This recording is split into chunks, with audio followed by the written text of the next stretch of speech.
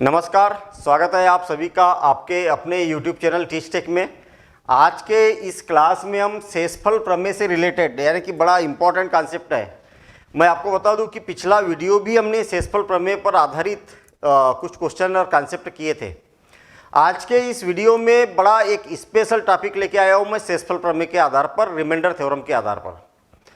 पहली बात तो ये समझ लिया जाए कि हमने इससे पहले जो पढ़ा था वो क्या था, एक नंबर था और उसकी कुछ पावर या मल्टीप्लिकेशन ऐसा कुछ नंबर था, उसको अगर किसी से डिवाइड किया है तो रिमाइंडर क्या बचेगा, ये बातें हमने पिछले वीडियो में समझी थी।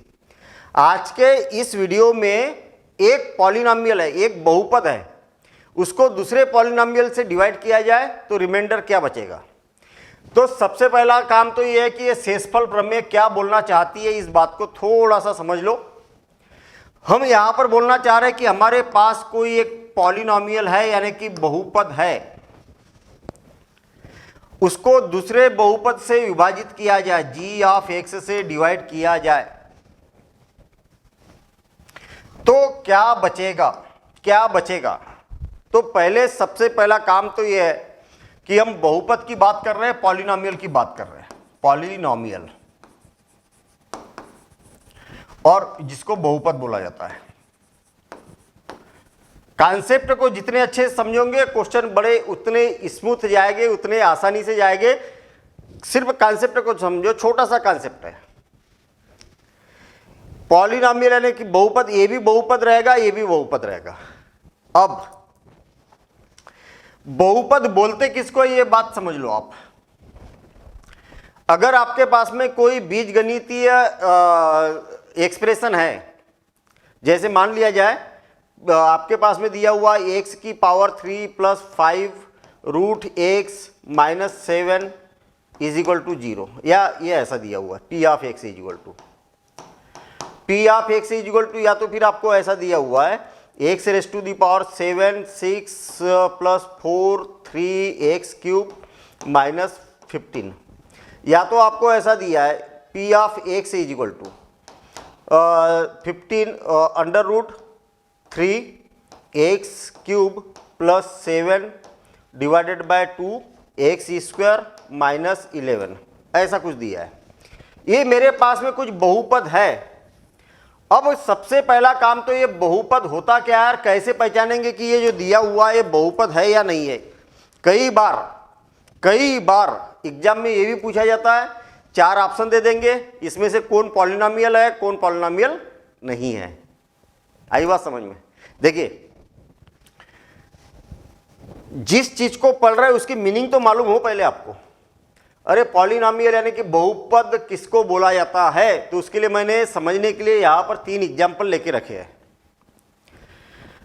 बड़ा सिंपल सा काम है कि भाई बीजगणितीय एक्सप्रेशन होना चाहिए, है ना, बीजगणितीय एक्सप्रेशन होना जरूरी है, एल्जेब्रिक एक्सप्रेशन होना जरूरी है। हाँ ठीक है। इसमें कितने वेरिएबल है, कितने चर है इनमें तीनों में, तो केवल एक से चर है इसमें। क्या है, अरे चर कौन सा, वेरिएबल कौन सा, एक सा है। एक से भी हो सकता, एक भी हो सकता है वेरिएबल, एक से ज़्यादा वेरिएबल भी हो सकते हैं, इसमें कोई दिक्कत नहीं है। पॉलिनॉमियल बहुपद एक वेरिएबल का भी हो सकता, 2 वेरिएबल का भी हो सकता, 3 का भी हो सकता, 4 का भी हो सकता, उससे कोई बाउंडेशन नहीं है। ठीक है भाई, एक्स और वाई भी हो सकते, इनमें कोई दिक्कत नहीं है उसमें। तो दिक्कत कहां पर है, दिक्कत है हमारे पास में कि हर पद में, यहां पर कितने पद है, 3 पद है। फिर नया शब्द आ गया पद, टर्म्स। कितने पद है इसमें, तो आप क्या करो, कोई भी आपको एल्जेब्रिक एक्सप्रेशन दिया है, जहां जहां प्लस दिख रहा वहां और माइनस दिख रहा वहां से कैंची से कट कर दो, जितने टुकड़े हो गए उतने पद है। देखिए यहां पर प्लस लिखा हुआ तो एक पद ये हो गया, यहां ये दूसरा पद हो गया। प्लस या माइनस से कट करना है आपको, तो प्लस या माइनस से कट करोगे तो यहां से कट किया तो एक ये हो गया, एक ये हो गया और एक ये हो गया, तो ऐसे 3 पद हो गए। यहां पर भी प्लस या माइनस से कट करना है तो एक हो गया टुकड़ा, दूसरा टुकड़ा हो गया, तीसरा टुकड़ा हो गया, ये पहला टुकड़ा हो गया, ये दूसरा टुकड़ा हो गया, ये तीसरा टुकड़ा हो गया। हर पद में जितने भी नंबर ऑफ टर्म है, हर टर्म में वेरिएबल की पावर, जो भी चर लिखा रहेगा, एक्स है तो एक्स की, वाई है तो वाई, जेड है तो जेड, एक्स वाई है दोनों, जो वेरिएबल की पावर रहेगी ना, यहां पर पावर जो रहेगी ना, ये पावर क्या रहना चाहिए, कोई भी पूर्ण संख्या होना चाहिए। क्या होना चाहिए? कोई भी पूर्ण संख्या होना चाहिए। बस इस बात को याद रखो आप। जो एक्स की पावर है ना, वो पूर्ण संख्या होना चाहिए, मतलब या तो 0 होना चाहिए या 1 2 3 4 5 dash dash dash whole number होना चाहिए। क्या होना चाहिए? होल नंबर होना चाहिए। बस ये कंडीशन है इसकी। अगर ऐसा रहेगा तभी बहुपद होगा। कई बार एग्जाम में पूछा जाता है कि ये बताइए निम्नलिखित में से कौन बहुपद है या नहीं है। चलिए ठीक है, मुझे एक बात बताइए कि यहां पर एक्स की पावर कितनी है? 3 है। हाँ है। यहां कितनी है? एक्स की पावर 1/2 है। 1/2, अरे अंडर रूट लगाया, इसका मतलब क्या है? 1/2। और यहां एक्स की पावर कुछ नहीं, मतलब 0 है। तो ये तो सही है, ये भी सही है, ये वाला गड़बड़ कर दिया ना इसने, गड़बड़ कर दिया। तो याद रखें कि ये बहुपद है ही नहीं, बहुपद ही नहीं है ये। समझ में आ गई बात? बहुपद किसको बोला जाता है? पॉलिनोमियल किसको बोला जाता है? फिर से देखना, यहां पर एक्स की पावर कितनी है? 6 है। हाँ हो सकती है ना, 6 7 8 9 कुछ भी हो सकती है भाई, ये पूर्ण संख्या कोई भी हो सकती है। यहां पर एक्स की पावर कितनी है? 3। और यहां एक्स की पावर कितनी है? 0, कुछ नहीं है, मतलब 0 है। मतलब ये बहुपद है, ये बहुपद है। यहां पर देखिए एक्स की पावर कितनी है? 3, एक्स की पावर 2, एक्स की पावर 0, मतलब ये भी बहुपद है। अब आप बोलोगे कि सर इधर तो √3 आ गया, √3। यहां पर इनके गुणांक का कुछ भी हो सकते हैं, गुणांक में कोई दिक्कत नहीं। यहां तो 7/2 आ गया, पावर में 7/2 नहीं आना चाहिए। एक्स की पावर 3/2 नहीं होना चाहिए, या 3/5 ऐसा फ्रैक्शन में नहीं होना चाहिए। एक्स की पावर 0.89 ऐसा नहीं होना चाहिए। मतलब पावर में किसी भी प्रकार का, जो एक्स की पावर है, किसी भी प्रकार से पूर्ण संख्या को छोड़कर कुछ नहीं होना चाहिए। बस इतनी सी बात आपको याद रखना है। चलिए ठीक है, मेरे ख्याल से ये बातें समझ में आ चुकी है। ठीक है, बहुपद किसको बोला जाएगा। अब जब भी शेषफल प्रमेय से रिलेटेड क्वेश्चन आता है तो यहां पर कुछ भी दिया हो, 5x² - 7x + 4, कुछ भी दिया हो, उससे कोई लेना देना नहीं है, बस बहुपद होना चाहिए, पॉलिनोमियल होना चाहिए। ठीक है, आपको बोला जाएगा कि px को gx से विभाजित करने पर क्या आएगा, क्या आएगा, शेषफल कितना बचेगा, ये पूछा जाता है। याद रहे कि जिससे विभाजित कर रहे वो रैखिक बहुपद होना चाहिए, रैखिक बहुपद होना चाहिए, यानी कि लीनियर पॉलिनोमियल होना चाहिए। आई बात समझ में? कई बच्चे यहीं पर गड़बड़ करते हैं। यहां पर अगर रैखिक नहीं है तो आप रिमाइंडर थ्योरम नहीं लगा सकते। रैखिक का मतलब क्या है?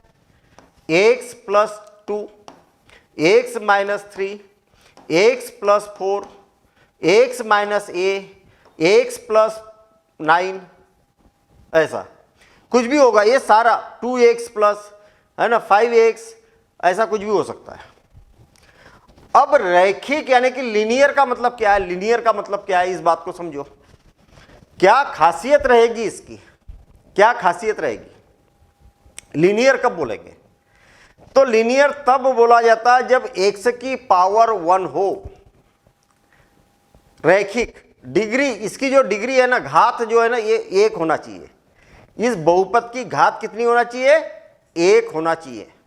ठीक है, इस बहुपद की घात 1 है, इसकी भी 1 है, एक में इसकी भी 1 है, मतलब चर की घात कितनी है? मैक्सिमम 1। तो उसी को रैखिक बोला जाता है। अब याद रहे कि जब भी बहुपद,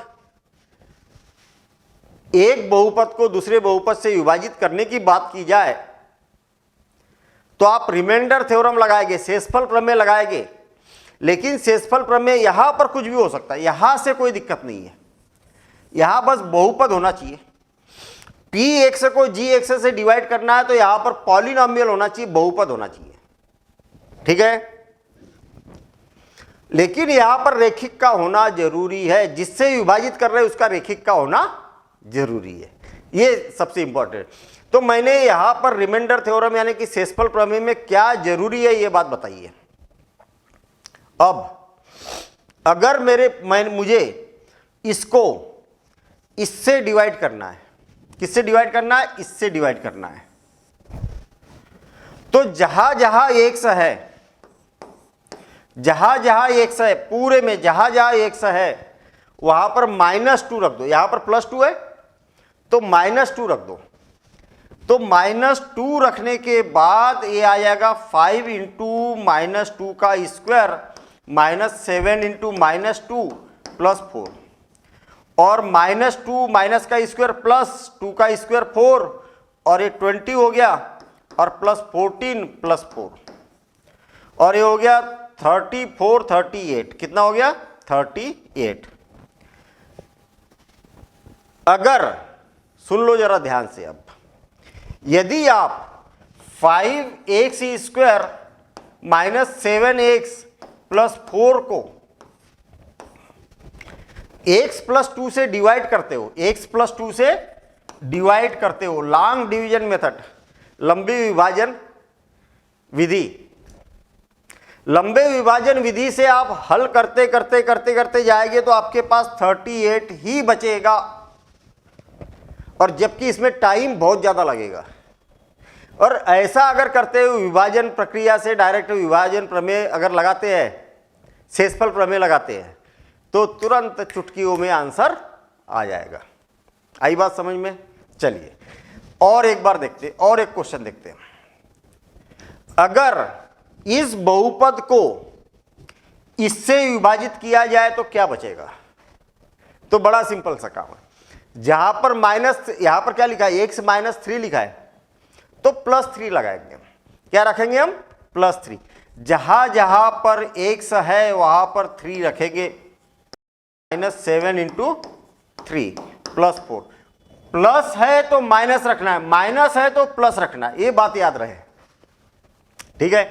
तो चलिए 3 तिया 9 और 9 5 45, -21 और +4, तो ये हो गया 50। कितना हो गया? 45 और 49, और इसमें से इसको माइनस करेंगे 21 को, तो कितना हो जाएगा? 8 और 2 28।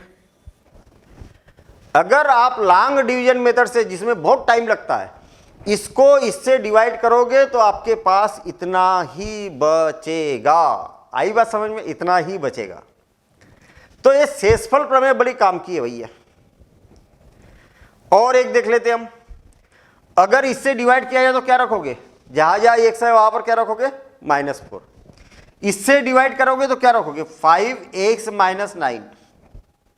तो देख लिया करो आपकी, इसके इक्वल टू 0 रख दो पहले। ये 9 उधर जाएगा तो क्या हो जाएगा? 5x = 9। तो x = क्या हो जाएगा? 9 डिवाइडेड बाय 5। जहां जहां x है वहां पर 9 डिवाइडेड बाय 5 रखेंगे, कैलकुलेशन करेंगे, जो भी आएगा वही इसका शेषफल होगा। इससे डिवाइड करेंगे तो क्या करेंगे? -9/2 रखेंगे। सेम ऐसी इसको निकाल के देख लो ना, इसके इक्वल टू 0 रखो, 9 उधर गया तो कितना हो जाएगा? 2x = -9, तो x = कितना हो जाएगा? -9/2। ये इसका आंसर है। मतलब x की वैल्यू -9/2 रखना पड़ेगा। मेरे ख्याल से बातें समझ में आ रही है, हैं? बातें समझ में आ रही है। तो इसका कई बार क्वेश्चन पूछा जाता है, कई बार क्वेश्चन पूछा जाता है। अब सुनिए, मेरे पास एक बहुपद है p ऑफ x। मान लिया जाए कि 2x² + 5x - 3। ये अगर मुझे 2x + 4 से विभाजित करना है, किससे विभाजित करना है? इस बहुपद को इस बहुपद से विभाजित करना है, G of x is equal to लिखता हूं, G of x is equal to, आपको क्वेश्चन ऐसा बोला जाएगा कि पी ऑफ एक्स का मान इतना है, जी ऑफ एक्स का मान इतना है, अगर पी एक्स को जी एक्स से डिवाइड कर दिया जाए तो शेषफल कितना बचेगा। आ गई बात समझ में? हाँ, तो बड़ा सिंपल सा काम है ये जो है ना, ये पहला काम तो ये देखो कि ये रेखिक है क्या, लीनियर है क्या? हाँ है ना लीनियर, क्योंकि इसकी डिग्री क्या है, 1 है, 1 का होना जरूरी है, ठीक, हाँ रेखिक है। तो फिर क्या करेंगे, 2x + 4 = 0 रख दो, तो ये 4 जाएगा इधर, तो 2x = क्या हो जाएगा, -4, तो x = क्या हो जाएगा, -4 / 2 का क्रॉस मल्टीप्लिकेशन करेंगे तो ये हो जाएगा, और x = -2 आ जाएगा। x की वैल्यू -2 हम इसमें रखेंगे, जहां जहां x है वहां पर -2 रखेंगे, तो 2 × -2 का स्क्वायर प्लस 5 × -2 और -3, तो कितना हो जाएगा, 2 × माइनस का स्क्वायर प्लस और 2 का स्क्वायर 4, कितना हो गया 4, और पॉजिटिव और नेगेटिव नंबर का मल्टीप्लिकेशन करेंगे तो क्या हो जाएगा, -10 और -3, तो 4 दूनी 8, 8 तो ऋण 2 और ऋण 5, -5, ये इसका आंसर हो जाएगा। इतना टाइम नहीं लगता है, थोड़ा सा आप कैलकुलेशन ये वाला फास्ट कर लेना, है ना। मतलब अगर आपसे क्वेश्चन पूछा जाए कि इस बहुपद को इस बहुपद से भाग दिया जाए तो शेषफल क्या बचेगा, आ गई बात समझ में? चलिए अब मैं दूसरा क्वेश्चन ले रहा हूं, P ऑफ x = इतना है, Q ऑफ x = दिया हुआ है आपको, 3x² + 2x + 7। देखिए ये मैं हटा देता हूं, अब क्वेश्चन को जरा ध्यान से समझना, यदि P x बराबर से इतना है और Q x बराबर से इतना है, यदि आप Px को और Qx को इससे विभाजित करते हैं, तो विभाजित करने के बाद P और Q दोनों का योगफल कितना होगा। आया क्या समझ में?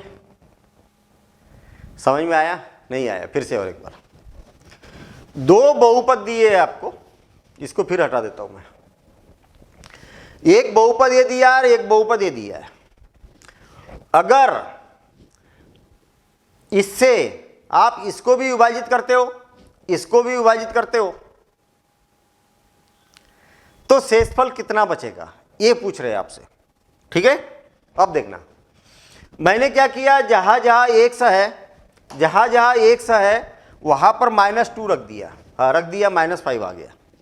इसमें भी जहां जहां x है वहां पर -2 रख देता हूं, तो क्या हो जाएगा, 3 × -2 का स्क्वायर प्लस 2 × -2 और प्लस 7, तो कितना हो जाएगा, 3 × माइनस का स्क्वायर प्लस 2 दूनी 4, ऋण 4 और धन 7, तो 4 तिया 12, तो 8 और ये कितना हो गया, 15।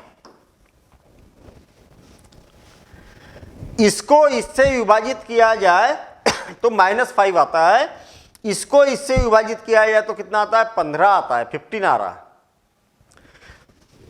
तो दोनों को एक विभाजित करने पर क्या आएगा, यानी दोनों के योगफल को विभाजित करने पर क्या आएगा, मतलब ऐसा पूछा है आपसे। तो बड़ा सिंपल सा काम है, -5 और 15 रख दो, तो कितना हो जाएगा, 10 आएगा। ये इसका आंसर है। आया क्या समझ में आया? और एक बार, आपको क्या बोला है कि विभाजित करना है ना भाई, विभाजित करना है ना, किसको विभाजित करना है, दोनों का योगफल करने के बाद विभाजित करना है। तो आपने क्या किया, अलग अलग कर दिया और दोनों को विभाजित कर दिया। या तो एक काम कर सकते हैं आप, और एक काम, दोनों बहुपद को प्लस कर दो, दोनों पॉलिनॉमियल को क्या कर दो, प्लस कर दो। चलो, p of x plus g of x, 2 और 3 5, कितना हो गया 5x स्क्वायर, प्लस 5 और 2 7, 7x, और 7 माइनस 3 कितना हो जाएगा 4 हो जाएगा, प्लस 4। अब जहां जहां x है वहां पर -2 रख के देखो, तो 5 इंटू -2 का स्क्वायर प्लस 7 इंटू -2 और प्लस 4, तो कितना हो जाएगा 5 इंटू माइनस का स्क्वायर प्लस 2 का स्क्वायर 4 और -14 प्लस कितना हो गया 4, तो ये हो जाएगा 20 माइनस 10 और इज इक्वल टू 10। ये मैंने क्या किया, ये बात समझ में आई क्या?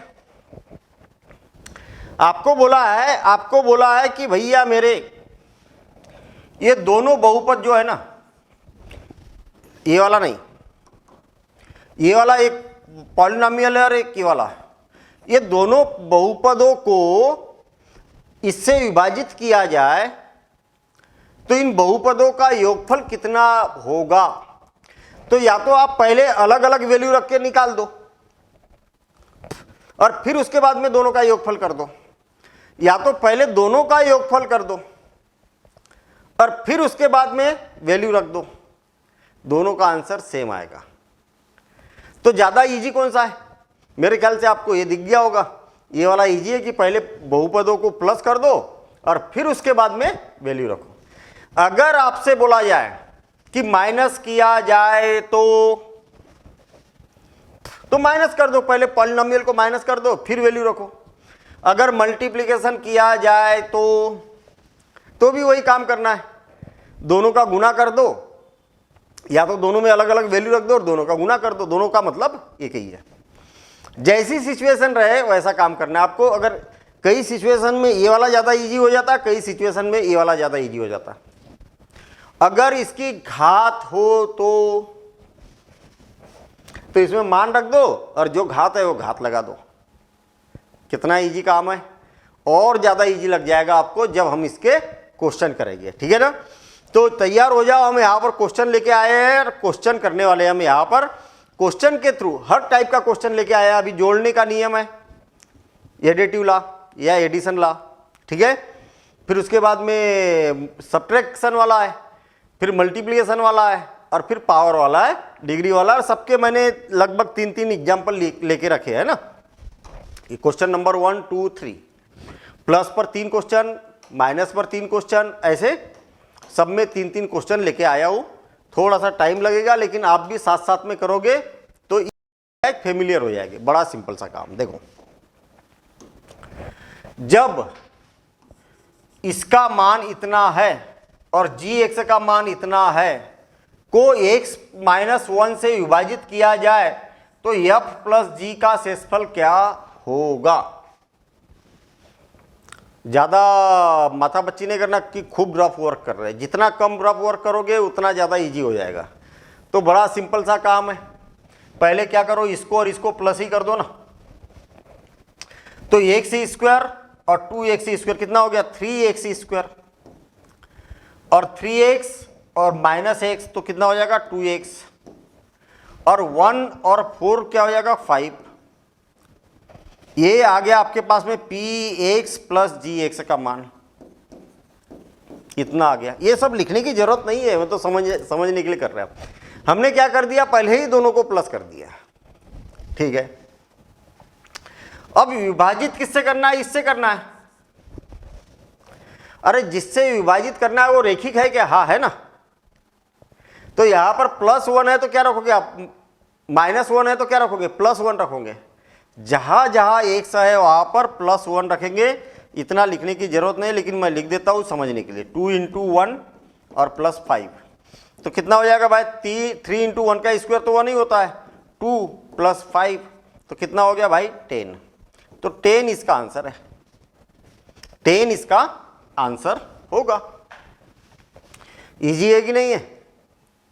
हाँ, कई बच्चे ऐसा भी कर सकते हैं कि x का मान 1 पहले इसमें रख देंगे और फिर इसमें रख देंगे, इसका जितना भी कैलकुलेशन आता है उसको इसके कैलकुलेशन में प्लस कर देंगे, आंसर सेम आएगा, उससे कोई दिक्कत नहीं है। तो मेरे ख्याल से मज़ा तो आ ही रहा होगा। अभी देखना, एक फंक्शन ये दिया, पॉलिनोमियल ये दिया है, दूसरा पॉलिनोमियल ये दिया है, इसको x माइनस 2 से डिवाइड करना है। तो यहां पर इसको और इसको प्लस कर दो, तो यहां देखिए x की पावर 5 है, इसमें नहीं है x की पावर 5, इसमें x की पावर 4 है, तो उसको भी लिख दो 3x rays to the power 4। फिर x raise to the power 3 है तो minus x raise to the power 3 लिख दिया, प्लस 4x है और 2 माइनस 1 तो प्लस 1 हो गया। ये समझ में आया कि नहीं? ये मेरे ख्याल से सबको समझ में आया कि नहीं? दोनों को प्लस कर दिया। फिर से और एक बार देखो, प्लस करने का तरीका, x की पावर 5, x माइनस x की पावर 3 और प्लस 2, इस पॉलिनोमियल को लिख दिया मैंने, इस बहुपद को लिख दिया। फिर इस बहुपद को लिखो 3x की पावर 4, 3x की पावर 4, देखो सेम पावर वालों को सेम पावर के नीचे लिखना है, तो x की पावर 5 तो उसमें है ही नहीं, तो दोनों के बीच में लिखेंगे, और 4x प्लस 4x और माइनस 2, देखिए माइनस 1 है। अब दोनों को प्लस कर दो, देखो x की पावर 5 और प्लस 3x की पावर 4 और minus x cube plus 4x और 2 में से 1 को माइनस करके तो 1 आया ना समझ में? समान पावर वालों को ही तो प्लस माइनस करेंगे, तो यहाँ x की पावर 5 इसमें है, इसमें नहीं है, तो x की पावर 5 जैसे के वैसे, x की पावर 4 वाला पद इसमें है, उसमें नहीं है, तो ये जैसे के वैसे, x की पावर 3 इसमें है, इसमें नहीं है, बस ऐसा करेंगे। अचर राशि दोनों में है तो दोनों को कैलकुलेट किया, ऐसा। चलिए, जहां जहां x है वहां पर क्या रखेंगे, -2 है तो +2 रखेंगे। क्या हो जाएगा भाई, 2 की पावर 5 प्लस 3 इंटू 2 की पावर 4 और माइनस 2 की पावर 3 प्लस 4 इंटू 2 और प्लस 1, कितना हो गया, ये 32 होता है भैया। ये 16 दोनों 16 या 48 है ना। 2 की पावर 4 क्या होगा, 2 गुणित 2 गुणित 2, 4 चौक 16, और ये क्या हो जाएगा -8 और प्लस 8 और प्लस 1, ये इससे तो ये कैंसिल हो गया, कितना हो जाएगा 8 और 2 10 और 1 11 और 4 और 4 8, 81 होगा, और ये इसका आंसर हो जाएगा। मतलब आप बोलोगे कि सर कैलकुलेशन बहुत है, कैलकुलेशन आपको इतना करना ही नहीं ना, आपको एक बार ये वाली स्टेप लिखना है और डायरेक्ट करो ना, डायरेक्ट करो। यहां पर क्या रखना है, सब जगह 2 रखना है, तो 2 की घात 5 मतलब 32 होता है, तो डायरेक्ट 32 लिखो।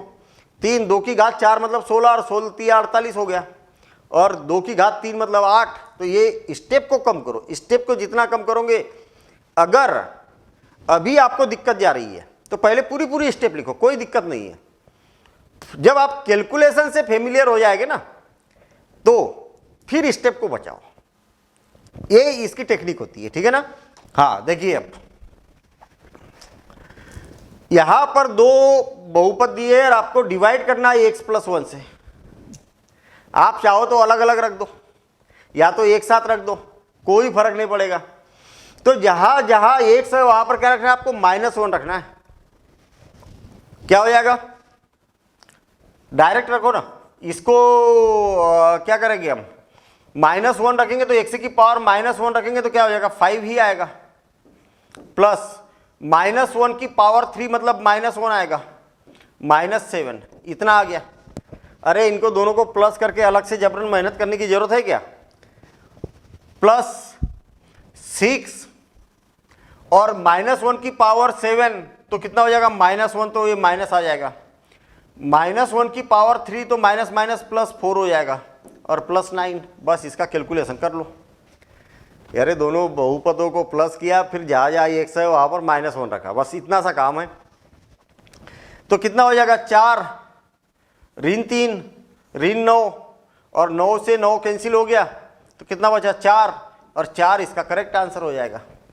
बस हो गया काम है। तो सिंपल काम है ना, अरे ज़्यादा कैलकुलेशन नहीं है, लेकिन आप शुरुआती तौर पर कर सकते हो कि दोनों को प्लस कर दो और फिर वैल्यू रखो, कहीं पर गड़बड़ ना हो, फिर जब प्रैक्टिस हो जाए तो ऐसा डायरेक्ट कर सकते हो आप। चलिए आगे देखते हैं हम। घटाने का नियम, सेम काम, इसमें मान रखो पहले, या -2 है तो +2 रखो और इसमें भी रखो +2, और इसका जो भी आंसर आएगा उसमें से इस आंसर को घटा देना। इतना सा काम है। चलिए ठीक है, करते हैं अपन इसको। डायरेक्ट कैसे करेंगे, जहां जहां 1 से वहां पर क्या करेंगे, +2 रखेंगे, तो 2 की पावर 6 64, 2 की पावर 6 क्या हो जाएगा 64, 2 की पावर 2 यानी कि 4 और 5 चौक 20, 5 चौक 20 और +3, और फिर माइनस करना है अपने को, माइनस करना है इनको, तो यहां पर माइनस लगा देता हूं मैं, ऐसा कोष्टक भी लगा देंगे हम। 2 की पावर 6, तो 2 की पावर 6 कितना हो जाएगा 64, और 2 की पावर 2 मतलब +4 और +1, इससे तो ये कैंसिल हो जाएगा जब माइनस का मल्टीप्लिकेशन करेंगे। तो ये कितना हो जाएगा 23, 23 में से 5 को माइनस करेंगे, 23 में से 5 को माइनस करेंगे तो कितना आ जाएगा बताओ जल्दी। 23 में से 5 को माइनस करेंगे तो 18 आ गया, और ये इसका आंसर हो गया। बस हो गया काम खत्म।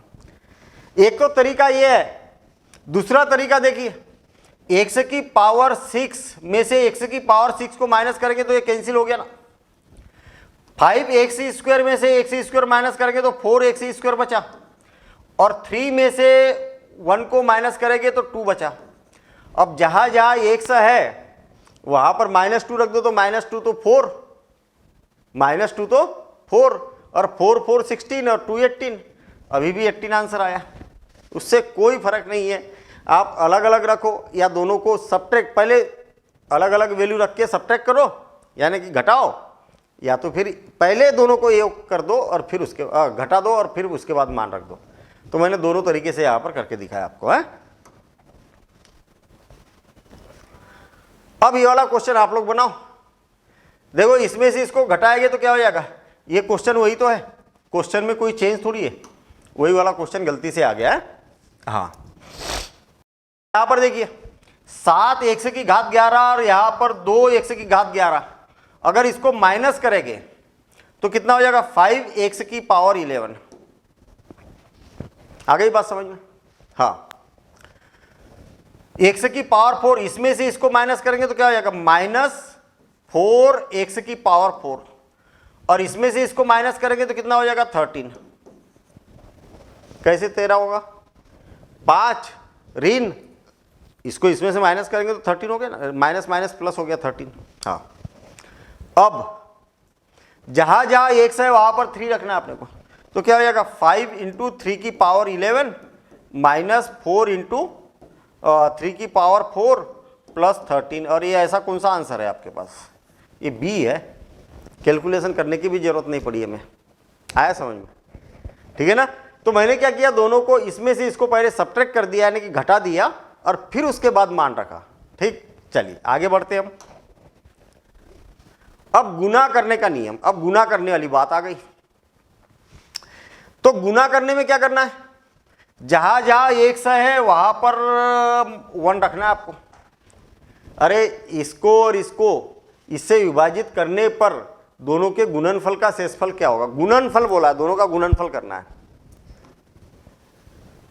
तो जहां जहां x है वहां पर 1 रखना है, तो ये कितना हो जाएगा 3, और जहां जहां x है वहां पर 1 रखना है तो ये कितना हो जाएगा 1 तो 2 हो जाएगा, तो कितना हो जाएगा 6। बस खत्म काम है, बड़ा सिंपल सा क्वेश्चन था। ये और ये x - 2 से विभाजित करने पर दोनों के गुणनफल का शेषफल क्या बचेगा, शेषफल क्या बचेगा, बड़ा सिंपल सा काम है। इससे विभाजित कर रहे हैं तो यहाँ -2 है तो +2 रखना पड़ेगा हमें, और +2 रखेंगे तो कितना हो जाएगा 8, -1 तो 7 ही लिख देता हूं मैं डायरेक्ट, इंटू 2 रखेंगे तो 2 दूनी 4 और 4 दूनी 8, 8 और 3 दूनी 6 और 4, तो ये 10 और कितना हो गया 18, कितना हो गया 126, 18 साथी 126। बस हो गया काम खत्म। सिंपल काम है, अरे सिंपल काम है। हाँ ठीक है, आगे बढ़ते हैं। इसको x + 2 से विभाजित किया जाए तो दोनों के गुणनफल का शेषफल क्या बचेगा? तो जहां जहां x है वहां पर क्या करो, -2 रख दो। अच्छा सुनो, अगर आप इसका डायरेक्ट गुणनफल करोगे तो टफ हो जाएगा, बहुत ज़्यादा मेहनत करनी पड़ेगी इसमें। तो फिर देखिए, जैसा क्वेश्चन रहा वैसा उसके अकॉर्डिंग काम करो। आपको क्या करना है, जहां जहां x है वहां पर -2 रखना है, यहां पर भी और यहां पर भी, और जो भी इसका आंसर आएगा उसके दोनों के आंसर का क्या करना है, गुणनफल करना है। बस इतना सा काम करना है। -2 रखेंगे तो कितना हो गया 16, -2 की घात 4 तो क्या हो गया 16, -2 रखेंगे तो इसकी पावर 2 है, मतलब 4 और 4 8 और +1 कितना हो गया 20, 24, 25 हो गया। अब यहां पर जहां जहां x है वहां पर -2 रखेंगे हम, तो -2 रखेंगे तो कितना हो जाएगा, -2 रखेंगे तो -2 की पावर 6 यानी कि 64, और -2 रखेंगे तो 16, और माइनस माइनस प्लस हो जाएगा, 2 दूनी 4 दूनी 8 ही तो होगा, -2 की पावर 3, तो माइनस आएगा और माइनस माइनस क्या हो गया प्लस हो गया, और +5 कितना हो गया 64 और 70, 70 और 2 72, 72 और 77 77। बस दोनों का गुना करना है, 25 साथी 175 और बच गया 17, और 175 और 17 12, 1 8 और 1 9, 9 और 1 1925 आ रहा भैया, 1925 मतलब ये हमारा आंसर हो जाएगा। मजा आ रहा है कि नहीं? ठीक है। एक्चुअल क्या होता है कि रूल पढ़ने के बाद, टेक्निक समझने के बाद हम क्या करते कि वो कंप्लीट हो गया, ऐसा नहीं, उसके क्वेश्चन करो आप, जितने क्वेश्चन कर सकते हो उतना स्मूथ होगा वो। अब घात का नियम, घात का नियम क्या बोलता है भैया, इसको इससे विभाजित किया जाए तो शेषफल क्या आएगा, तो बड़ा सिंपल सा काम है, जहां जहां x है वहां पर +2 रख दो, बस 2 + 3 की पावर 4 तो 5 की पावर 4, तो कितना हो जाएगा 625, बस खत्म काम। जहां जहां x है यहां -2 है तो +2 रख दो बस, ठीक है। इसको x - 1 से विभाजित किया जाए तो -1 है तो +1 रखेंगे हम, तो 2 × 1 का स्क्वायर 1, तो 2 और ये कितना हो गया 3, 3 की घात 5, 3 की घात 5, तो 4 घात तो 81 हो जाता है, 3 और 24 कितना हो जाएगा, ये हो जाएगा 3 की घात 5 मतलब 243, बस खत्म काम। और लास्ट क्वेश्चन, -1 लिखा हुआ है यहां पर, तो क्या हो जाएगा -1 ही आएगा, यहां पर माइनस माइनस +2 हो जाएगा और +4, और इसकी पावर 10 क्या हो गया 6, तो बच गया 5, 5 की घात 10 आ रहा भैया, ये बी इसका आंसर है। तो मजा आया ना, पहले हमने रूल पढ़े और रूल पढ़ने के बाद में इसके क्वेश्चन को सॉल्व किया, ठीक है। और अगर रूल पढ़ लिया, टेक्निक समझ ली, तरीका समझ लिया, और अगर हमने क्वेश्चन को सॉल्व नहीं किया तो तरीका भूल जाएंगे हम। इसलिए मैंने बता दिया आपको कि कितने क्वेश्चन लेके आया था मैं, 12 क्वेश्चन लेके आया था, हर रूल पर 3-3 क्वेश्चन। तो इन सारे क्वेश्चन को आपको प्रैक्टिस करना है, इसलिए मैं ऐसा रूल और क्वेश्चन, ठीक है। ठीक, तो मिलेंगे हम अगली क्लास में ऐसे ही कुछ कॉन्सेप्ट के साथ, और बहुत जबरदस्त कॉन्सेप्ट आने वाला है अगला, ठीक है, उस कॉन्सेप्ट में मिलेंगे। Thank you, all the best.